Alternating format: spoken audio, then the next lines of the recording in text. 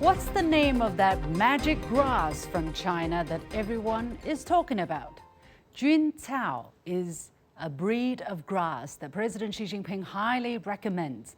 The plant is a highly resilient and ecologically friendly crop that can be used to cultivate mushrooms and feed animals.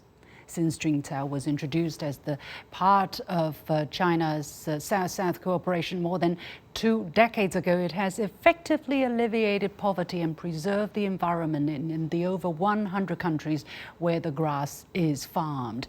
And the story continues. In March, a China Pacific Island country's Juncao Technology Demonstration Center has been opened in Fiji to expand the project.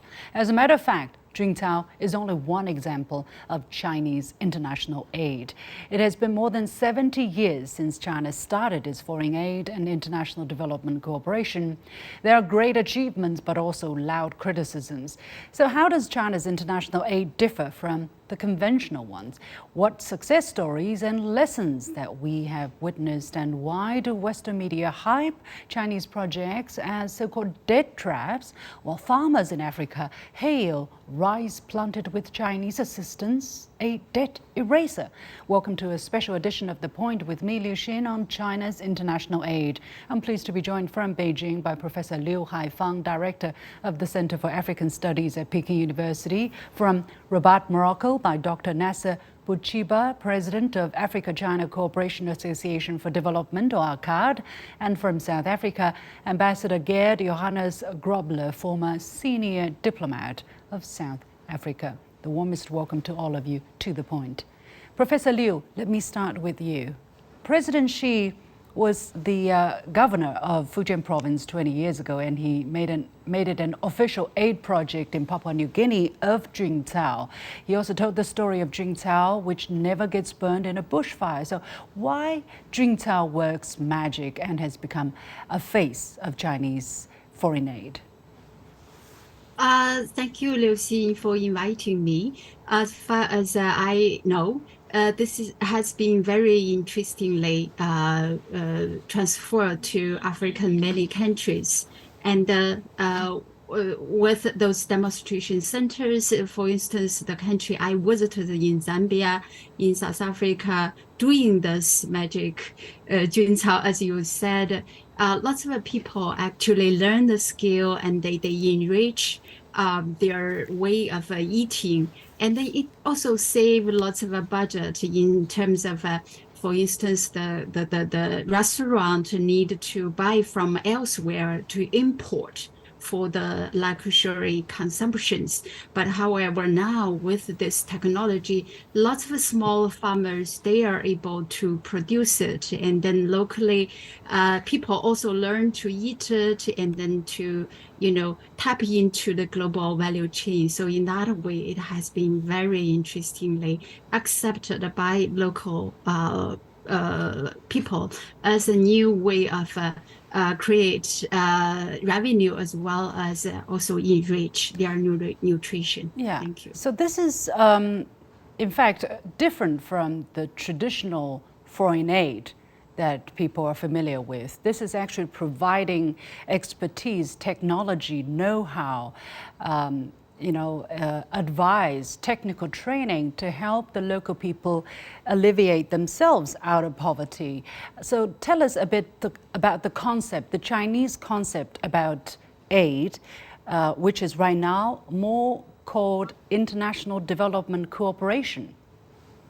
Yeah, in the beginning, this kind of a Chinese aid has been rather different kind of a starting point from the Western way. We have this foreign aid as a kind of a name from the Western countries way back to 1950s, which ended a big plant called a Marshall Plan in the beginning, just to stimulate the European area after the Second World War to be rejuvenated. But however, China's aid, together with several other global southern countries, immediately after 3 years of this Marshall Plan already started, but the nature is totally different. in terms of the Western approach, this in the name foreign aid has been rather used of the Western country trying to control, to maintain the relationship, the former hegemonic relationship, or in another name, colonization, this kind of continuations, and then still have their power influence among those former colonial countries. So basically, this has been rather bilateral way to deliver their foreign aid until later 1960s. They start to embrace the new concept, which is international development aid and development cooperation. And then this development, firstly, emerging as the focus, one of the focus of this Western approach. China's approach, as I said, a rather different starting point initially to help with other global southern countries to formalize their independence, to lots of struggle for sovereignty, for independence. But then now we also have seen it emerging with us one focus, development. And then there are certainly lots of similarities, but we still can see very typical differences in terms of China's. Let's get to that. Let's get to that. Those differences in just a moment. Let me move on to our guest from Morocco, Dr. Bouchiba. You are the president of Africa-China Cooperation Association for Development. At a meeting earlier this month, the UN resident coordinator in China mentioned the need to find greater synergies between China's initiatives, such as global development and global security, and the BRI, for instance, and synergies between Chinese initiatives and UN Sustainable Development Goals. From the experience of Morocco, what are the potential synergies you can think of? Good morning. Thank you for inviting me. Over the past 2 decades, China has strengthened its partnership with international organizations such as the United Nations Development Programme and also the World Bank. We remember that at the opening of the 76th session of United Nations General Assembly in September 2021, His Excellency President Xi Jinping proposed the Global Development Initiative. This initiative is aimed at helping developing countries achieve sustainable development goals of the United Nations 2030 Agenda for Sustainable Development. So if it were some criticism towards the Belt and Road Initiative, the new initiative of development, the global development, came to better serve some aspects that were not covered by the Belt and Road. And these aspects are precisely what's the United Nations 2030 Agenda. In Morocco, we are working closely with China for the medical sector. As you know, since 1975, Morocco received medical assistance from Shanghai, which has become an example of China's foreign assistance. And as we know, in many African countries, the government, after the independence, could not build a strong medical system. So the Chinese aid came to help our government to better serve our citizens, especially that the Chinese medical team always choose remote areas to offer their services. So I believe that the Chinese initiatives are in perfect harmony with the multi-sided organizations, but also with our African countries' programs. Mr. Grobler, let me go to you. In the same meeting that I mentioned, which is actually a briefing by Friends of China's Development Initiative that's organized by the UN in China and China's mission to the United Nations headquarters in New York, the chairman of China International Development Cooperation Agency, or CGTN, Mr. Luo Zhaohui, had this to say at the sideline of the meeting. China's Global Development Initiative encompasses are accumulated experience. It is a viable practice and a replicable model. Developing countries around the world have recognized it and hope to benefit from China's modern development model by strengthening exchanges of institutional experience, while also hoping to benefit from China's development. So how do you look at China's approach towards international cooperate, towards international aid, vis-à-vis that of more developed countries in the global north? Thank you. China and Africa has a long-standing fraternal relationship. Since the CPC came into power, there has been very close coordination, consultation, based on basically 4 principles of sincerity, friendship, good faith, and a very important concept, real outcomes. So over this period, China has increasingly assisted Africa in a number of sectors. Health was just mentioned, but there's sectors like infrastructure. Of course, there's trade, there's investment, there's agriculture, huge. There is science and technology innovation. I mean, these are just a few to mention. And the point was made, and what is so true, that Africa has always, over the last few decades, had a huge admiration for China's development model. And that you hear it wherever you go in Africa, that Africa can learn from China in terms of poverty reduction. I mean, what China has achieved in terms of poverty reduction has been totally amazing. What China has done in terms of its economy and so forth.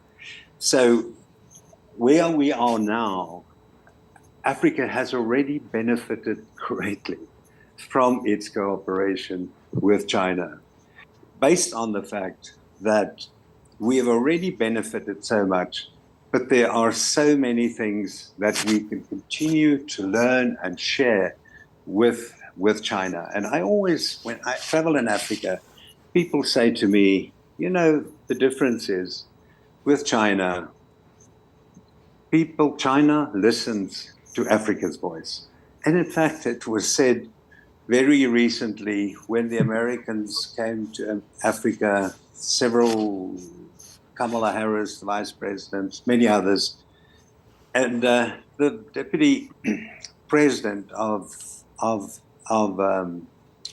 Nigeria tweeted, the Chinese come to Africa and they are here where the West doesn't want to be. I am totally very optimistic about the future relationship in the terms of not only foreign aid, but economic development, growth on the continent. Dr. Bouchiba, what is your experience? I mean, you spent more than 20 years in China, and you started an investment company with Chinese partners which specializes in exporting new technology from China to Africa.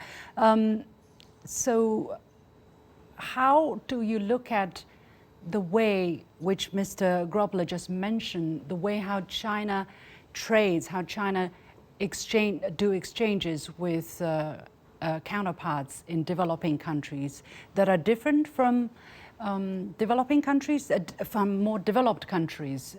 Do you also feel similar experiences? Well, just yesterday morning, we received the last results from our experimental farm in the Moroccan Sahara Desert in partnership with Chinese Chengdu biotechnology for agriculture. And I can assure you that the results are just amazing. We are about to spread the experience now with other farmers. Many examples successful in Boston since the starting of the initiative of the Belt and Road. Let's see how about the China AIDS policy. It's very important to go back to the principles behind this aid or this cooperation. So always China has laid its aid policy on the 8 principles for foreign economic and technical assistance. This was proposed by China in 1964. We remember the famous Prime Minister Zhou Enlai tour in 10 African countries. And it was followed in after the reform era in 1983 by the 4 principles. So basically, this principle are about equal treatment of each other and sharing of common interests. And this is very important, as Mr. Ambassador just mentioned, that China always choose to go to areas where maybe the West is not present, and this is we have witnesses also in Morocco. So these principles of equal treatment. Yeah, Dr. Bouchiba, just from your Yes. personal experience, why do you think these doctors are going there? Or why do Chinese, workers go to these areas where nobody go? What's driving them? What do you think? Well, I did very thorough research back in 2014 in Sun Yat-sen University about China medical team in Morocco, and I spent a lot of time with these doctors. It was quite different at different areas. It started in 1975, and we know how the context was very complicated by then. But their motivation was to fulfill, at the time we call it international duty. So they came here basically to help. Then after the 80s and 90s, the policy has shifted into more cooperation between the medical sectors between Morocco and China. But this international duty, volunteer spirit is always present here in Morocco. The China medical team in Morocco is present in 8 cities. All these cities are remoted. We can say that there is a high level of poverty, and they are working 24/7 to provide high quality medical service. So I think the principles behind are very important. That led between Africa and African countries in China, there is respect, mutual respect, and equal treatment, and also there is this, if we can call it, ideology behind these services that they are offering here in Africa. What do you mean, the ideology part? Well, the ideology that was laid by the China Communist Party of helping other developing countries to achieve development and to share a precious experience from China's own development path. Professor Liu, what is your comment upon hearing all of that? Help us understand, how does China decide how to carry out a project? For instance, the Moroccan project, what does the Chinese side look for? How do they choose the location where to send the doctors, and what do China really want to achieve by carrying out such projects? Thank you for the question. I think both the speakers have really highlighted several very important things. Number one, China's approach has been rather recipient-oriented in the beginning, and then for now, we also understand that the government announced this principle very clearly. China would never impose anything it wants, it rather coming from the recipient side, whatever the African need. From the beginning, it has been the solidarity for their sovereignty, this kind of a need. But then as time goes, after African made the independence, and the more need about health, social, and then agriculture, anything our 2 speakers have touched upon. So I think this is also very important. The second thing, I think the 2 speakers also highlighted the listening, or the willingness to listening. This is a totally Willingness different. to listen, yeah. Yeah, the Western or OECD DAC, they has been also reading this development as the goal, but the way they deliver development aid has been rather donor-oriented. They set up a principle, they set up a modality, they set up prescriptions for the developing countries. Yeah. Well, time is very limited. Let me give the last opportunity to Mr. Grobler.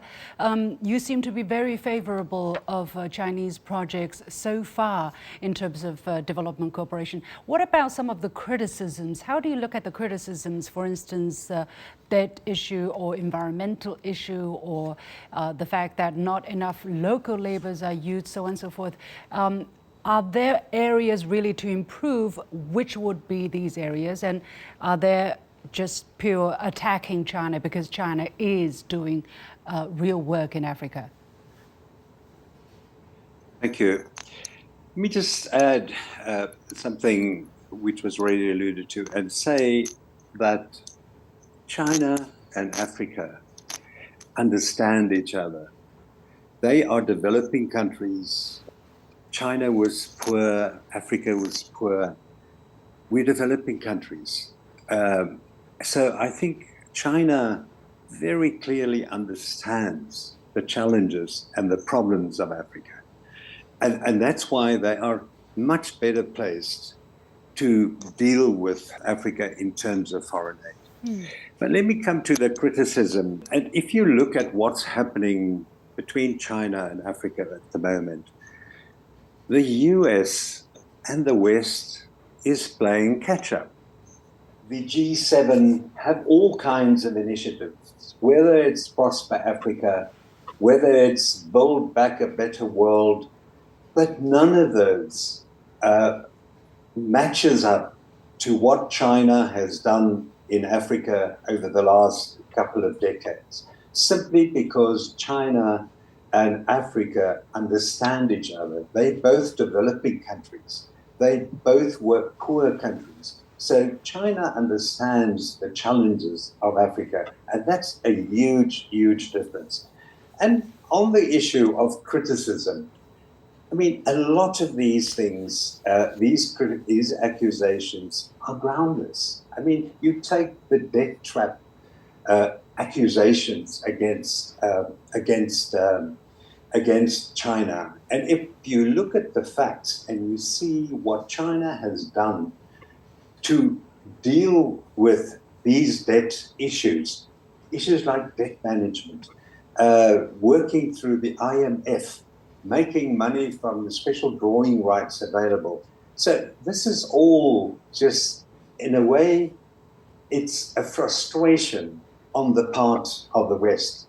It's a sense of jealousy on the part of the West that they are not making the progress with Africa, with China, in Africa that China is doing. So they have neglected. Yeah. They have neglected the continent. So that's the big difference. There was always this commitment, as I said earlier, on the basis of sincerity, friendship, good faith, and real outcomes. That's the big difference between the West and the rest, the West and China in terms of involvement in Africa.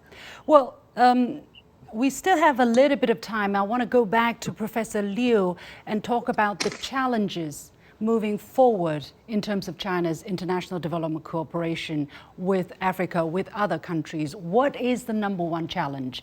Keep it in 2 minutes, please. I guess it's still how to make all your projects sustainable, because there are also learning curves for China's side. No matter how much, as Ambassador touched upon, the mutual understanding as the footing, still you have to learn much more from the ground. And then also, I think China need also to work together with other partners to help to address this development challenges. Then how to learn to work with others is another challenge for me. we have to leave it there, unfortunately. But many thanks to Professor Liu Haifang, Director of the Center for African Studies at Peking University. From Rabat, Morocco, Dr. Nasser Bouchiba, President of Africa-China Cooperation Association for Development, or ACCAD. And from South Africa, Ambassador Gert Johannes Grobler, former senior diplomat of South Africa. Thank you so much for your excellent insights.